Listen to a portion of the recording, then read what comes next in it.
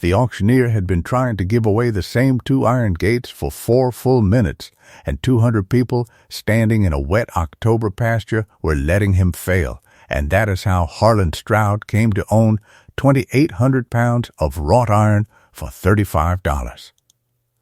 It was the 3rd Saturday of October, 1981, at the Rickard Farm Sale south of Kandel Ridge in Bower County, Ohio.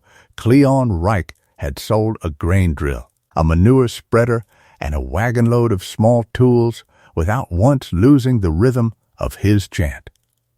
Then 2 ringmen dragged the last lot out of the back fence row on a stone boat and stood it on end against the wagon, and the rhythm quit. They were gates. 2 of them, 12 feet tall at the crown of the arch, each one a frame of heavy square bar filled with scrollwork so close you could not have pushed a hat through it. Black paint over red lead, over black, over rust, lifting off in scales. No posts, no latch, no hardware of any kind except 3 hinge straps forged into the hanging style of each leaf. Every strap ending in a pintle worn bright at the top. The bottom rail of the wider gate had a slow bend where something with a drawbar had caught it. 2 iron gates, Cleon said. Good heavy iron. Somebody's driveway. The pastor looked at them. Then a man near the front said the thing that finished the lot before it had started.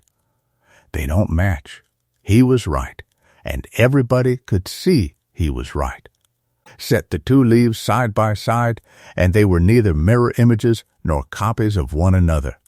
One was better than a foot wider than the other. The scrollwork on the wide leaf ran heavy and tight near the bottom and opened out toward the arch. The narrow leaf did the opposite and did not reach as far. High on the narrow leaf there was one long open sweep of 1.25 inch bar, and the wide leaf had nothing that answered it. Apart, each looked like half of a pattern the smith had lost interest in. Del Trumbo did the arithmetic out loud from a hay bale, because that is what scrap men are for.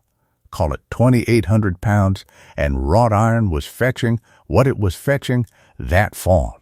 You would need a loader, a flatbed, and a torch and half a bottle of gas to cut them small enough for the mill.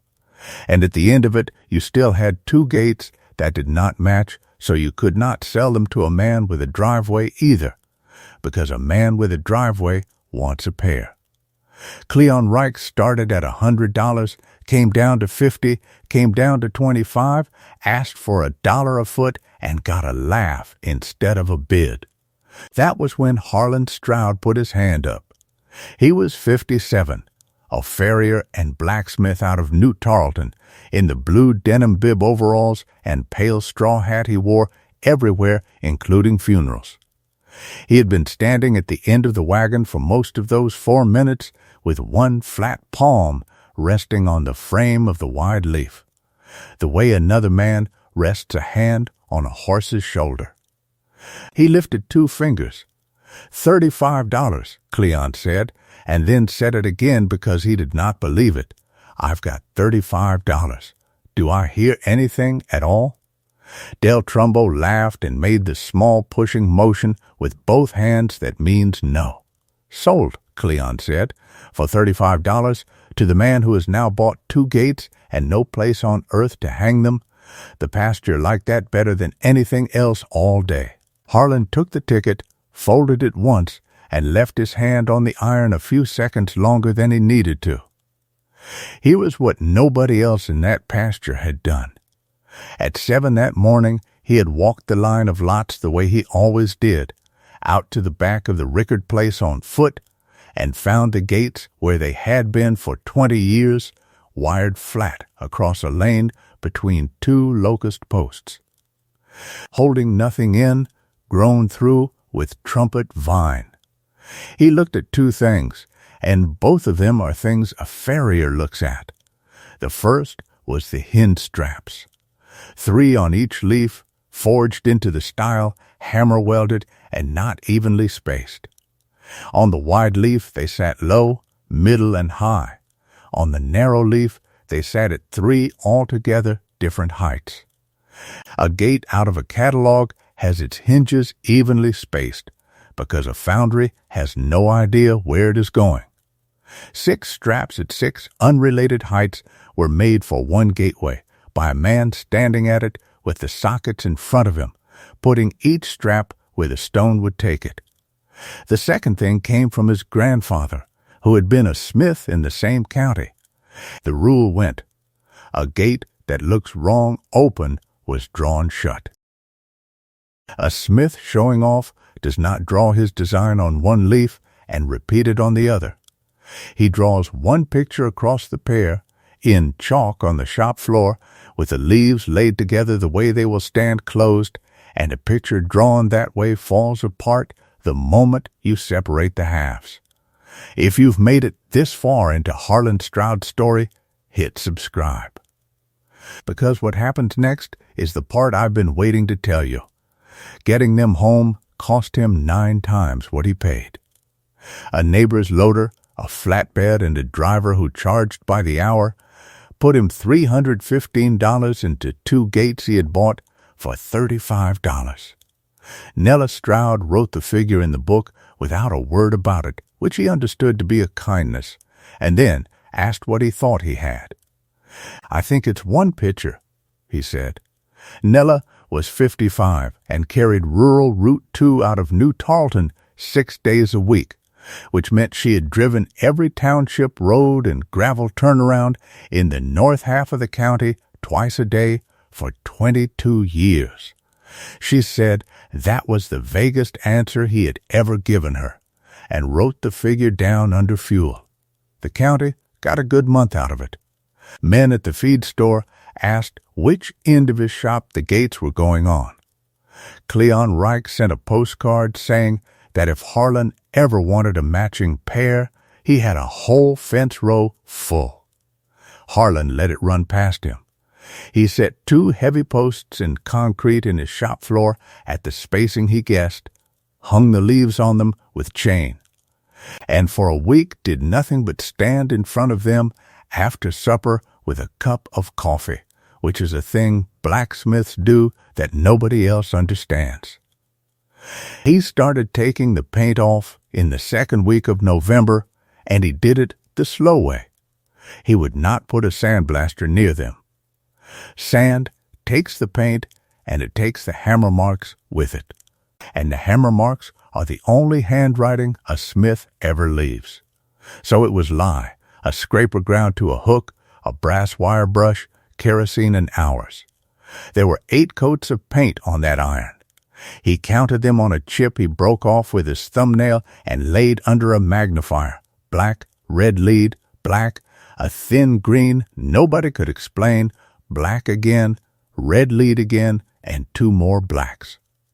100 years of somebody caring enough to keep the rust off. Under all of it, the iron was not eaten through anywhere.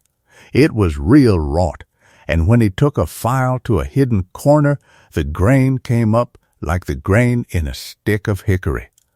And as the paint came off, the scrollwork stopped being scrollwork.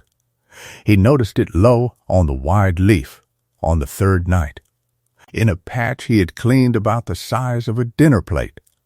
There was a scroll there that did not close the way a scroll closes. It ran out straight, took a soft double bend, and finished in a shape that was not a curl at all.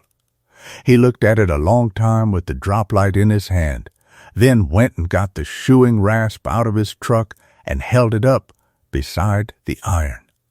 Because he had been looking at that exact shape 4 days a week for 40 years. It was a hoof. It was a horse's near foreleg, drawn in iron, reaching. After that he could not stop seeing it. Everything he cleaned turned into something. The tight, heavy scrolls low on the wide leaf, with a hind quarter and a gaskin and a hock. The long, open sweep high on the narrow leaf, the one that had no answer anywhere, was the crest of a neck. There was a mane in there, a dozen separate bars drawn out fine as pencils and laid over each other. There was an eye, one collar of iron the size of a quarter, and a lower jaw, and a line running back from it that had to be a rein. The animal stood with his head on the narrow leaf and his body on the wide one, and he filled 12 feet of gateway from the ground to the arch, and he had been in plain sight under 8 coats of paint since before Harlan's parents were born. The near foreleg settled it. It came forward off the wide leaf, crossed the meeting stile, and finished on the narrow one. Half of that leg was forged into one gate and half into the other. Separate the pair and you had a stub of iron on one side and a hoof on the other, and neither one meant anything at all. He told nobody but Nella for 3 weeks. Then, in the first week of January, he took a photograph, both leaves chained shut in his shop under every light he owned, and drove it over to Orville Peck. Orville was 88. He had made harness and saddles on the square in New Tarleton from 1919 until his hands quit, and he was blind in the left eye, and the right one worked well enough. He put the photograph on the kitchen table and looked at it a good while without saying anything. "That horse is pacing," he said. He put a finger on the iron in the picture. The near foreleg was forward and reaching. The near hind was forward too, folded up under the belly, coming through on the same side. Both legs on the far side were back. That is a pace. A trotter moves diagonally, near fore with off hind, and that is what everybody draws, because that is what a horse looks like in every picture ever painted. A man decorating a gate draws a trotter, Orville said. This fellow stood in a field and watched one particular horse go by, and then went in the shop and made what he saw. That is where the lucky buy turned into a question, and the question was, whose horse? Bower County keeps a museum in the courthouse basement, 2 rooms and a card index, and it had nothing. The fairground never had gates. It had a rail and a chain, and always had. The cemetery has a stone arch. Harlan spent January and half of February on it and got worse than nowhere, because the 2 candidate gateways he did find were square, level, matched openings, and his gates had not been made for a square, level, matched opening. They had been made for something crooked. By the middle of February, he had talked himself into believing they had never hung anywhere at all. Shop pieces, a smith showing off, and no gateway on earth to put them in. It was Nella who ended it, on a Tuesday with her coat still on. "You keep telling me the 2 sides aren't the same," she said. "So you're not looking for a gateway. You're looking for 2 stones that aren't the same." And then she told him, in the flat voice of a woman who had driven 62 miles of township road every working day since 1959, that she passed a pair of stone pillars out on Surrey Road twice a day, and that one of them was taller than the other, and that they stood by themselves in the middle of a hayfield with no fence anywhere near them, no lane, no house, and nothing on either side. Everybody in Bower County knew those pillars. That was the trouble with them. They were the county joke, the thing you pointed at when your cousin came up from the city. People called them the gate to nowhere. 2 limestone posts, cut square, standing in the open 100 feet off the road, with hay grown to their bases. And there had not been a building or a fence or a track of any kind out there in living memory. Harlan drove out on the last Sunday of February at first light with a stepladder in the truck. The pillars were not the same, and they were not the same in the exact way his gates were not the same. The east post stood on ground 1.5 feet higher than the west post, because the field falls away toward the creek, and the smith had dealt with that the way a country smith deals with everything, which is by making the 2 halves of the job different and not apologizing for it. And the gap between the stones was not square to the road. It came in at an angle, so the opening was wider on one side than the other. Exactly as much wider as one gate leaf was wider than the other on his shop floor. On the inside face of each post, at 3 feet, 7 feet, and 11 feet up, there were sockets. Iron gudgeons, hand-forged, still leaded solidly into holes cut in the stone, packed to the mouth with 20 years of dirt and grass seed and one abandoned paper wasp nest, 6 sockets at 6 unrelated heights. Harlan Stroud stood on a stepladder in a hayfield in February and cleaned one of them out with a bent length of 1/4-inch rod, and when he had it clear, he put his little finger into it and could feel the wear polished into the bottom of the socket by an iron pintle that had turned in there twice a day for 63 years.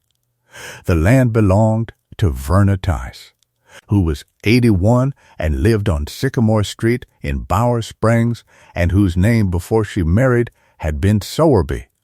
The road is named for her family. The Sowerby stock farm had run 400 acres out there from the 1870s until it was broken up and sold in parcels after the war. The house burned in 1954. The barns were pulled down for the lumber. The county straightened the road in 1961 and left the 2 stone posts standing, because stone is heavy and nobody wanted to pay to push it over. Harlan brought the photograph. Verna Tice took it to the window, held it out at the distance her eyes wanted, and said nothing for so long that he began to think he had made a mistake in coming. Then she said, "That's Pointer."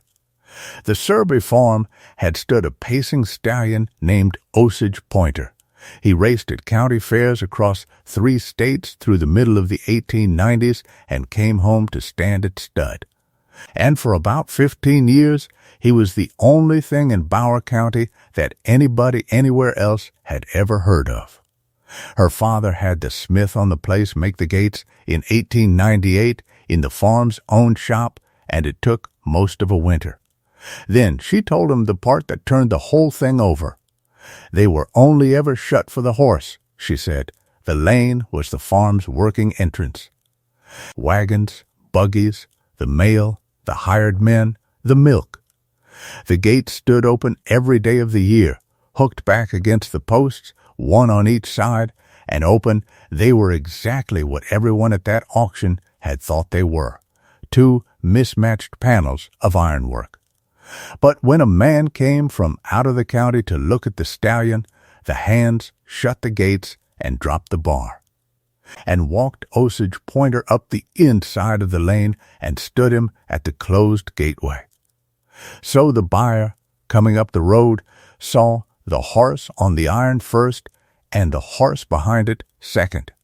Those gates hung on those 2 stones for 63 years, and for very nearly every hour of those 63 years, they stood open. Harlan worked out later that the picture had probably been seen whole fewer than 200 times in a century. The trouble in March was the township. The road foreman had wanted those posts gone since 1974. They sat inside the right-of-way on the inside of a rise. They had to be mowed around twice a summer, and every so often somebody stopped in the road to photograph them and got rear-ended for it. There was a line on a work order to have them pushed over and carried forward from one year to the next for a decade, the way such lines are. Harlan went to the trustees' meeting in the fire station on the second Monday of March with a photograph and with Orville Peck, and he did not make a speech, because he could not. He put the photograph on the table and let it go around. Orville, who had made harness for men who had known the horse, told them what a pace was and why it mattered. Verna Tice sent a letter giving written permission for the gates to be rehung on her ground.